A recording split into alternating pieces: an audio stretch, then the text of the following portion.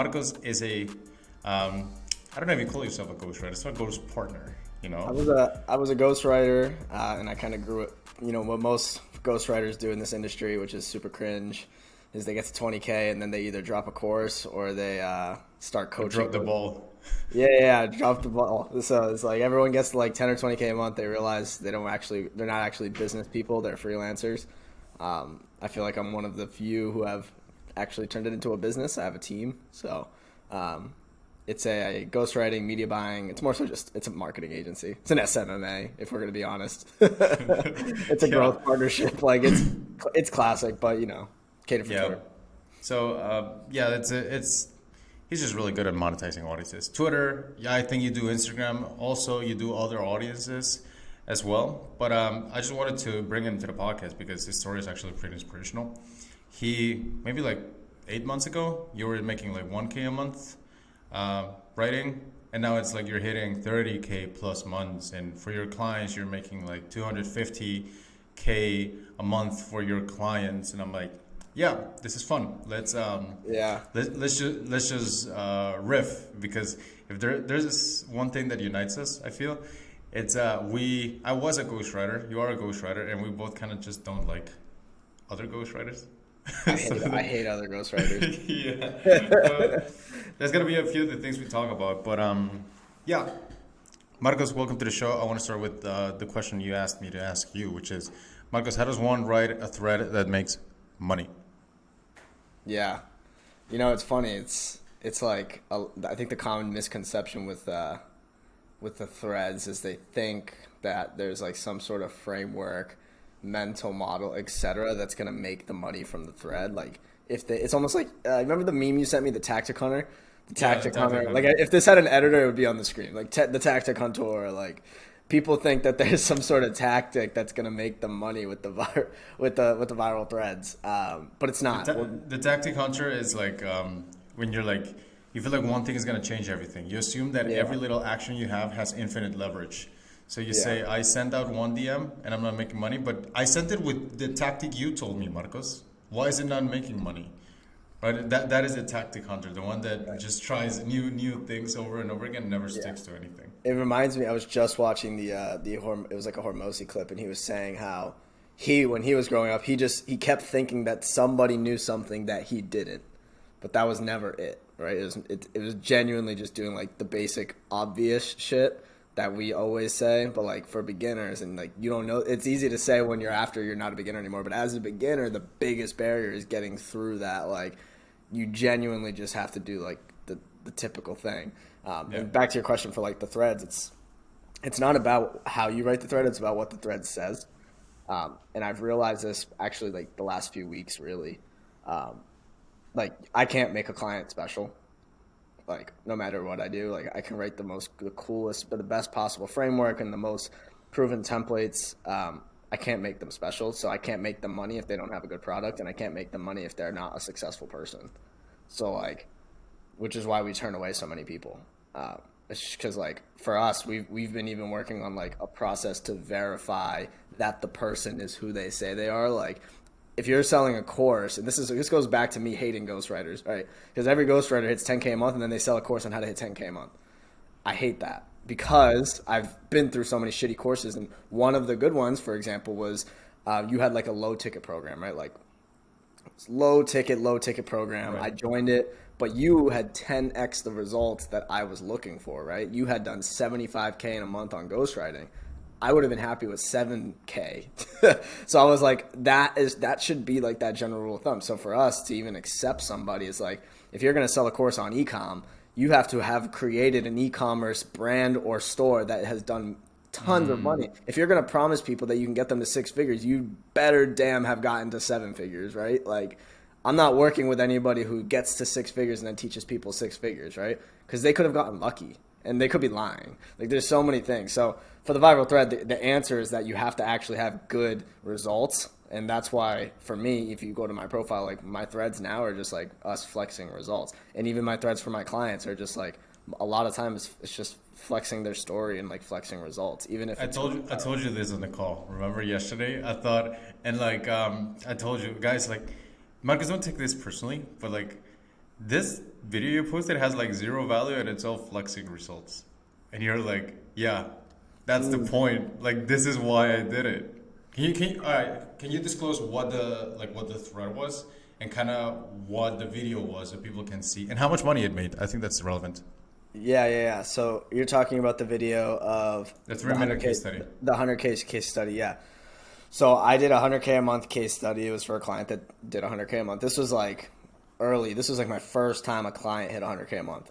So I instantly just wrote up like a 4 or 5 page document on how they hit 100K a month. I didn't give away like what you would think when you click it. With the clickbait is that you think I'm giving you all the tactics and all the strategies and all of this stuff, but it's actually just a ploy to spam results and analytics and screenshots of spreadsheets and like all of the numbers because it's made for the ideal client. And what I've realized, especially as an agency owner, is when you post the kind of strategy stuff, the only people that are actually caring about the actual tactics are the people who are trying to beat you and copy you. Right. Your actual ideal client does not give a fuck about anything other than the result. So like that clicked with me. Yeah, especially with you, like people don't have the time. One time I ran this 2 week challenge. I thought I was a genius for running it. It was just a complete failure. But it was a 2 week challenge in which I was gonna personally coach 20 people into closing their next client, right? And it ended up me being on 9 calls, just hating every single minute of those calls. But during that, one thing came across. So a ghostwriter asked me, another ghostwriter, it's like, what do you think about the content? And I go over his content, and one of his most popular tweets, or one of the recent tweets, was, I'm so happy I finally made enough money to quit my job ghostwriting.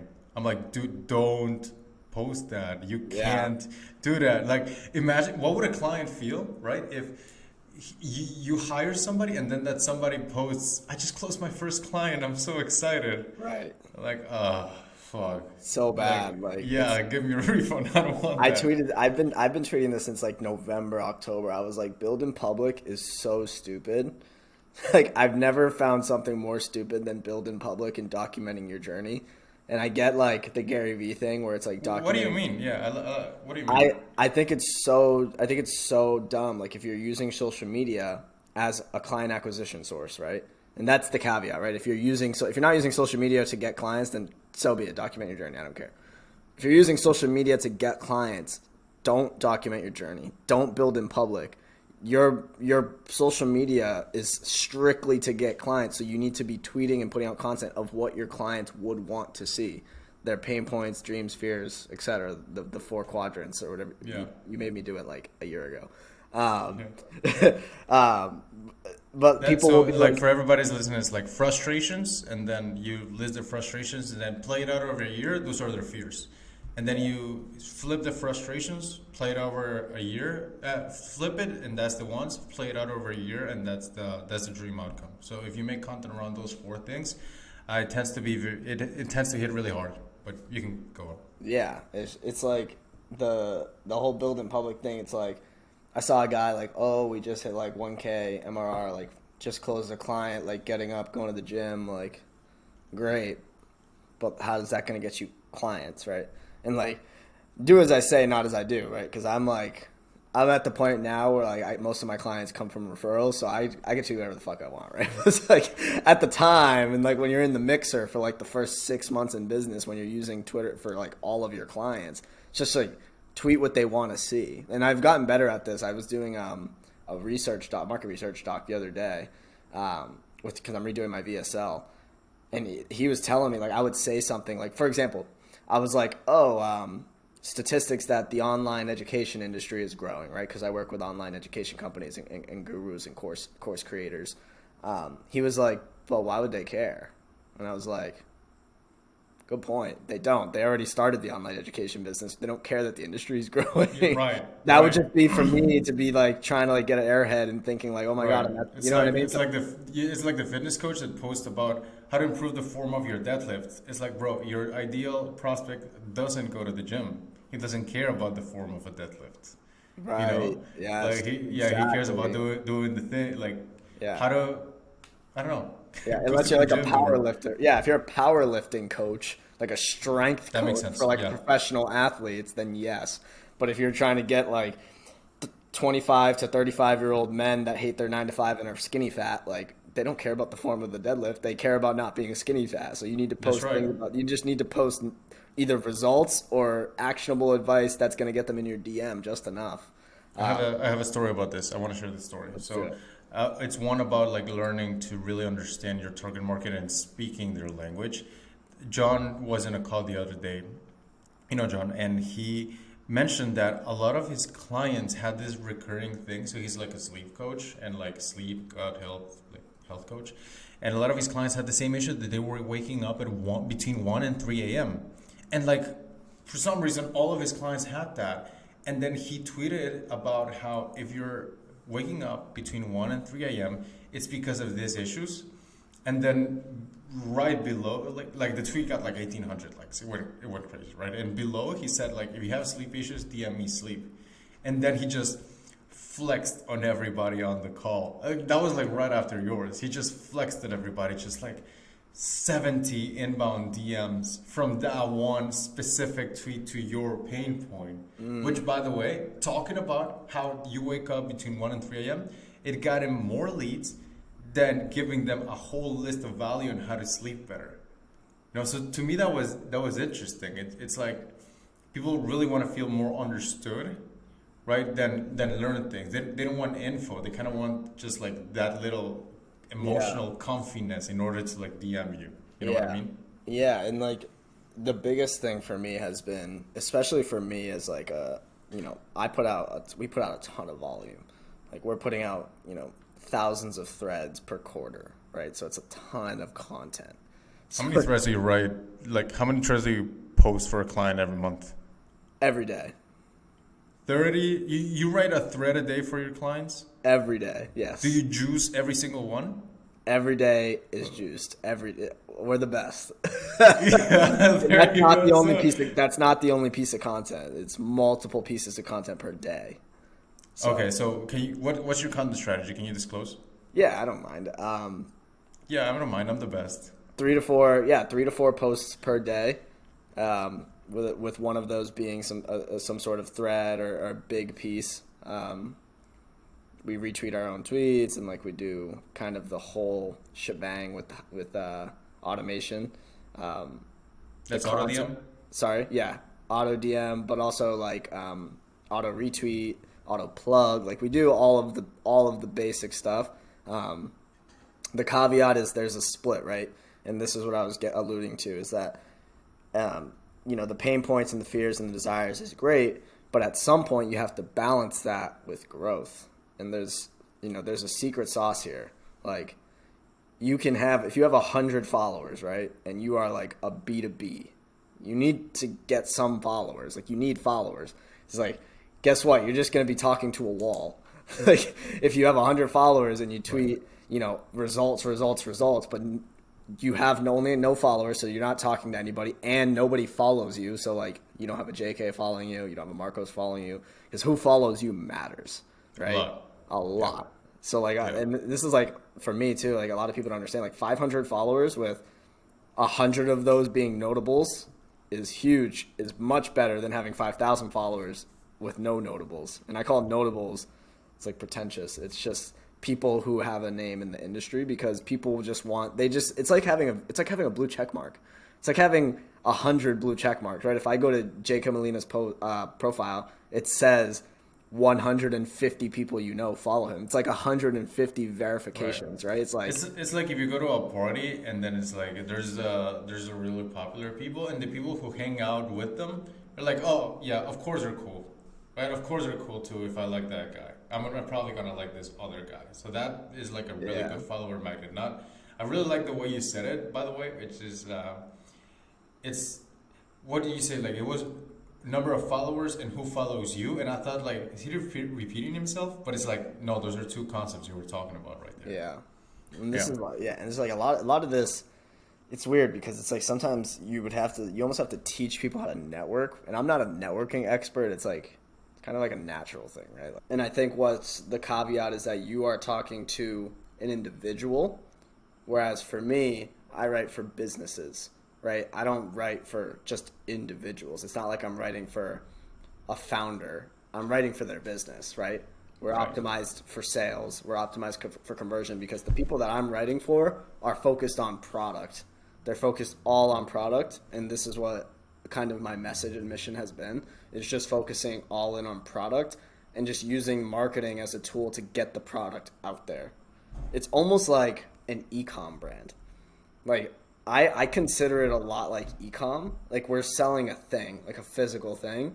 And the marketing on Twitter is just to sell that thing. Simple. Like we said before, as clickbaity as possible, because we're okay with that because the products are so good.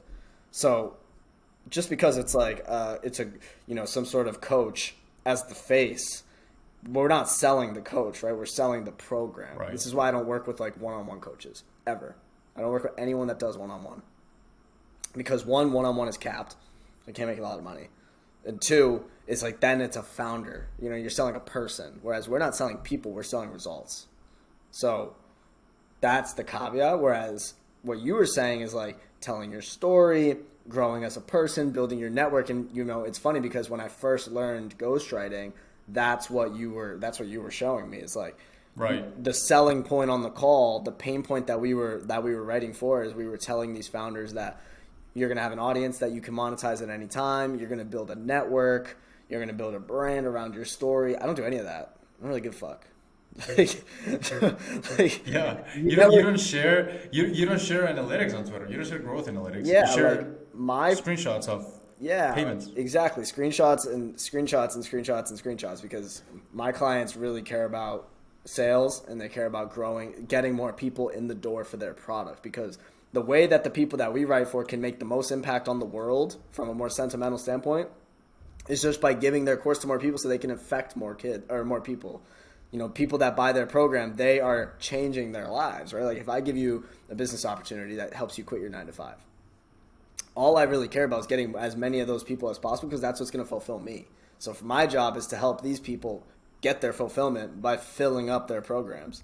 So they're not sitting Well, there. how do you do that? Like tactically, how do you sell? Yeah, it's like so it goes down in the DMs.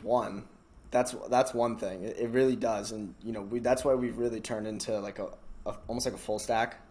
Content is like front end, but back end is a lot of sales processes, SOPs, scripts, and stuff like that.